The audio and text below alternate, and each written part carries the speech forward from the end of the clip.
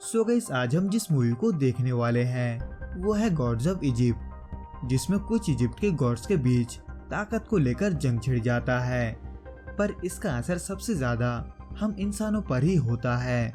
क्योंकि जहां पहले से ही गॉड्स इंसानों को मामूली कीड़ा समझकर उतना ध्यान नहीं देते थे, वहां इस जंग के वजह से इंसानों के आफ्टर लाइफ पर भी असर पड़ता है।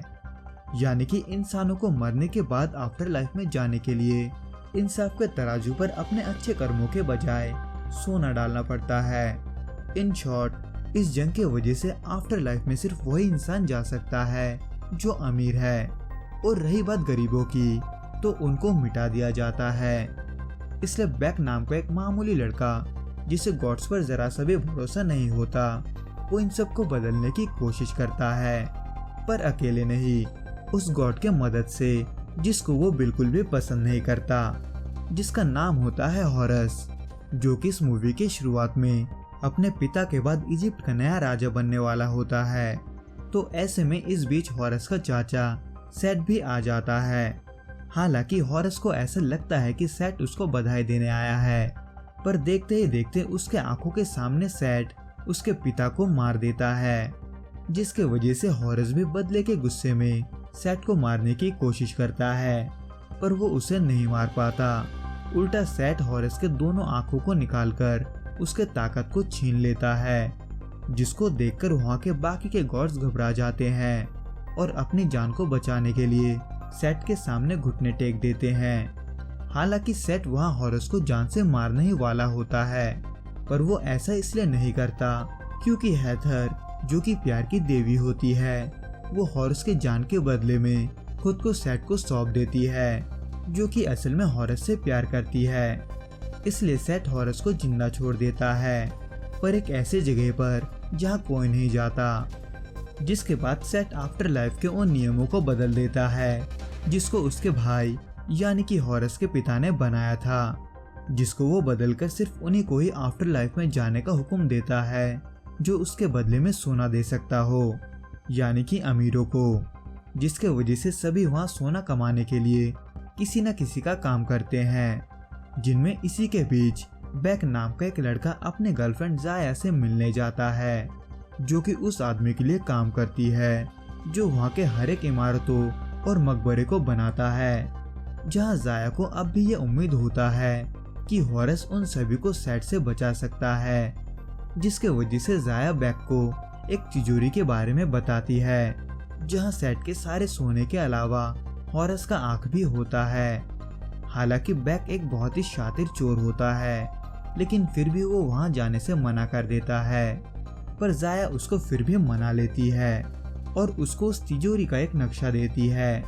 जहां बैक रात में मौका मिलते ही चोरी छुपे घुस जाता है। पर हॉरस के आंख तक पहुंचने के लिए उसे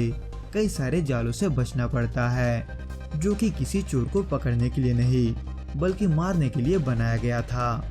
हालांकि फिर भी वो बचते बचाते हॉरस के आंख को चुरा लेता है, पर जैसे ही वो उसे लेकर जाया के पास जाता है, वो देखता है कि जाया उसको नक्शा देने के लिए पकड़ी जा चुकी है। इसलिए बैक जाया को बचाने के लिए उसको लेकर वहां से भाग जाता है, पर कुछ दूरी पर जाते ही जाया के सीने में एक तीर लग जाता है, जो कि उसके मालिक ने ही चलाया होता है। इसलिए जाया को बचाने के लिए बैक हॉरस के पास जाता है, जो कि एक मकबरे में महीनों से अकेला होता है, जहां बैक हॉरस से उसके आंख के बदले में जाया को बचाने के लिए बोलता है। पर हॉरस इतना अकड़ू होता है कि उसे ये पसंद नहीं आता कि कोई इंसान उससे सौदा करे, इसलिए वो अपने आप को बैक से छीनने की कोशिश करता है। हालांकि उसका ये अकड़ तब टूट जाता है जब बैक उसके आंख को फेंकने की बात करता है, पर सौदे के मुताबिक जैसे ही हॉरस जाया को ठीक करने की कोशिश करता है, तब तक बहुत देर हो चुका होता है और जाया मर चुकी होती है। इसलिए हॉरस एनुबस को बुलाकर जाया को आफ्टर लाइफ के सफर में भिजवा देता है। पर अब जब आफ्टर लाइफ को पाने के लिए जारा के पास ढेर सारा सोना नहीं होता, तो ऐसे में वो हॉरस पर भड़क जाता है, जहां हॉरस इस चीज का फायदा उठाकर बैक से अपना आंख वापस ले लेता है। पर जब उसको अपना एक ही आंख वापस मिलता है, तो वो ऐसे में बैक पर भड़क जाता है, ये सोचकर कि उसके पास दूसरा आंख भी है। पर अब जब ऐसा नहीं होता, तो ऐसे में बैक उसके लिए दूसरे आँख को चुराने के लिए मान जाता है, पर उसके बदले में वो एक बार फिर से जाया को वापस मांगता है। हालांकि हॉरस जाया को वापस जिंदा करने के लिए मान जाता है, पर असल में ये एक झूठ होता है, क्योंकि हॉरस के पास भी उतना ताकत नहीं होता कि वो किसी को वापस जिंदा कर सके। लेकिन वो अपने ताकत और सिंहासन को वापस लेने के लिए इस झूठ को बनाए रखता है और बैक को ये बताता है कि अगर उन्हें जाया को बचाना है तो उन्हें उसके लिए सेट को मारना होगा और फिर आफ्टर लाइफ के नियमों को बदलना होगा। इसलिए बैक बिना कुछ सोचे हॉरस के साथ सेट को मारने के लिए निकल पड़ता है, जो कि चल ही रहा होता है कि वहीं दूसरी तरफ सेट को हॉरस के आंख के चोरी होने का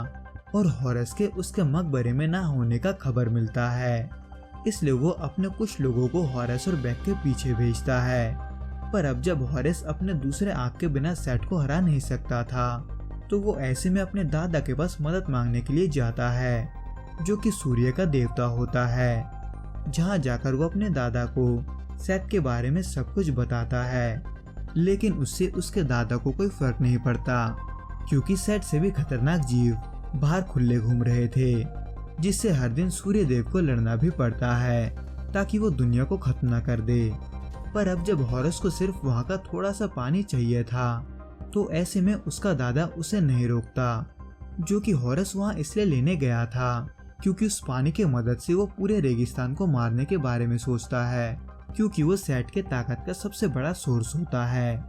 जो कि चल ही रहा होता है कि वही सेट दूसरी तरफ अपने पुराने पत्नी के राज्य में हमला करवा देता है, जिनको वो हराकर अपने पुराने पत्नी के पास जाता है, जो कि उसी की तरह एक गॉड होती है। जहाँ जाकर वो उसके पंख काट देता है और उसको अपने साथ ले आता है। और हॉरस, जो कि अब भी रेगिस्तान को मारने के सफर में होता है, उसका मुलाकात वहाँ सेट के आदमियों से होता है, जिनमें से वो ज्यादातर को मारकर भागने में कामयाब रहता है। पर जो जिंदा रहता है वो उसके जिंदा होने का खबर सेट को देता है, जो कि एक बार फिर से हॉरस को मारने का हुक्म देता है, पर उसको नहीं बल्कि दो खतरनाक बहनों को। और अब जब हॉरस जिंदा होता है तो ऐसे में हेथर हॉरस को ढूंढने की कोशिश करती है, पर इस दौरान सेट उसे देख लेता है और उसको धोखा देने की वजह से उसको मारने के लिए आगे बढ़ता है। पर हेथर खुद को बचाने के लिए अपने हाथ के ब्रेसलेट को ना चाहते हुए भी खोल देती है, जिसको खोलते ही उसको कई सारे डीमंस अपने दुनिया में ले जाते हैं। यानी कि हेथर का वो ब्रेसलेट एक प्रोटेक्शन चार्म होता है, जो कि उसे डीमन के दुनिया से बचा कर रखता है। इसलिए हेथर एक बार फिर से उस ब्रेसलेट को पहन लेती है, जिसके वजह से वो वापस पृथ्वी पर तो आ जाती है, पर वो रेगिस्तान में कहीं और ही होती है। पर अब जब वो एक गॉडेस होती है, तो वो ऐसे में हॉरस को महसूस करते हुए उसके तरफ बढ़ने लगती है, जो कि दरअसल अपने पिता के पुराने मकबरे में बैठा होता ही है कि वहाँ वो दोनों बहनें भी उसको मारने के लिए आ जाती है, जिनसे हॉरस और बैक निपट ही रहे होते हैं कि हेथर भी वहाँ आ जाती है और उनको बचा लेती है। पर वो जैसे ही हॉरस के रेगिस्तान को मारने के प्लान के बारे में सुनती है, वो हैरान हो जाती है, क्योंकि उसके लिए उन्हें स्फिनिक्स नाम के एक जगह तक पहुंचना होता है, जिसको एक बड़ा सा क्रिएचर गार्ड करता है, जिसको पार करने का एक ही तरीका होता है, और वो होता है उसके पहेली का सही जवाब देना। पर अब जब हॉरस उन पहेली का जवाब नहीं दे सकता था, तो वो ऐसे में टोथ नाम के गॉड के पास मदद मांगने के लिए जाता है, जो कि बहुत ही समझदार होता है। इसलिए वो सभी टोथ को लाने जाते हैं। पर इस दौरान रास्ते में बातों बातों में बैक हेथर को उसके और हॉरस के समझौते के बारे में बताता है, जिसको सुनकर हेथर चौंक जाती है, क्योंकि उसे भी ये पता होता है कि जाया को वो लोग वापस नहीं ला सकते। पर फिलहाल वो चुप रहकर टोथ को लाने जाती है। हालांकि टोथ को उसके मकबरे से निकालना आसान नहीं होता, पर फिर भी वो सभी थोड़े चालाकी से टोथ को अपने साथ में आने के लिए मना लेते हैं, जो कि प्लान के मुताबिक पहेली को सुलझाने के बाद स्फिनिक्स तक पहुंच तो जाते हैं। पर वहां सेट ऑलरेडी उनके लिए जाल बिछा कर रखता है,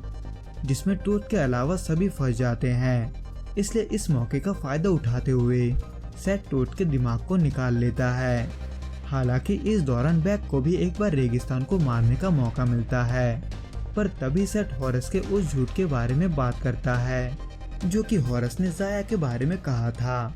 जिसको बताकर सेट उन सभी को वहां मरने के लिए छोड़ आता है। हालांकि वो सभी फिर भी बच जाते हैं, लेकिन हॉरस के झूठ के वजह से बैक अब उसके साथ नहीं रहता।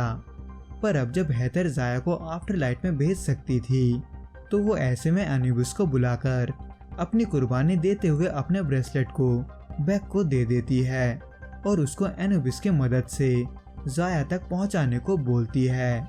जो कि वो कर ही रहे होते हैं कि वह दूसरी तरफ सेट उन सभी चीजों को अपने ट्रांसफॉर्म हुए बॉडी पर लगाता है जिनको उसने बाकी के गॉड्स को मारकर लिया था, जिसको करने के बाद वो अपने पिता सूर्यदेव के पास जाता है, जहां वो अपने पिता को मार देता है ताकि उस जीव को पूरी दुनिया को खत्म करने से कोई ना रोक पाए, जिसका असर एनुबिस और बैक को आफ्टर लाइफ के गेट पर भी दिखता है, जहां ज़ाया एक बार फिर से बैक को हॉरस पर भरोसा करने के लिए बोलती है। इसलिए एनुबिस बैक को वापस हॉरस के पास भेज देता है,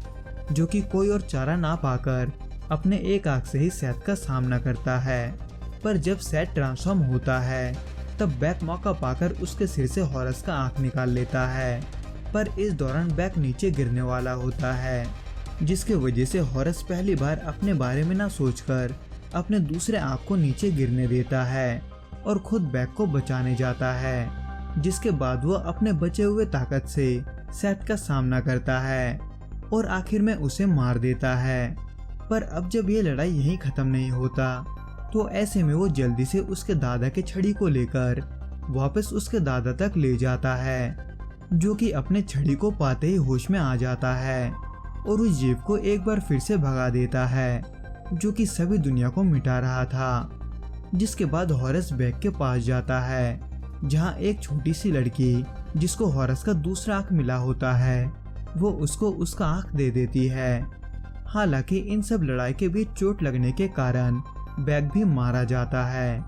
पर अब जब हॉरस के दादा ने सेथ को कमजोर समझकर गलती किया था, तो ऐसे में वो हॉरस को दुनिया को बचाने के लिए कुछ भी मांगने को बोलता है। हालांकि हॉरस यहाँ हेथर को वापस मांग सकता था, लेकिन वो नहीं मांगता, वो उसके बजाय बैक और ज़ाया को मांगता है। जिसके बाद से भी सेथ को हराने की खुशी में जश्न मनाते हैं, जहां हॉरस अपने पिता के तरह ही आफ्टर लाइफ में जाने का नियम बनाता है, जहां सोना नहीं बल्कि अच्छे कर्मों के बदौलत फैसला होगा। जहां इन सब के बाद बैक हॉरस के पास जाता है और उसको हेथर का ब्रेसलेट देते हुए उसे हेथर को ढूंढकर वापस लाने बोलता है। तो दोस्तों, इस वीडियो में बस इतना ही। मैं आपसे फिर मिलूंगा कुछ नए और ऐसे ही अनोखे मूवीज के साथ। अगर आपको ये वीडियो पसंद आए तो प्लीज इसे लाइक, शेयर और इस चैनल को सब्सक्राइब करना ना भूलें। Till then, goodbye and be safe.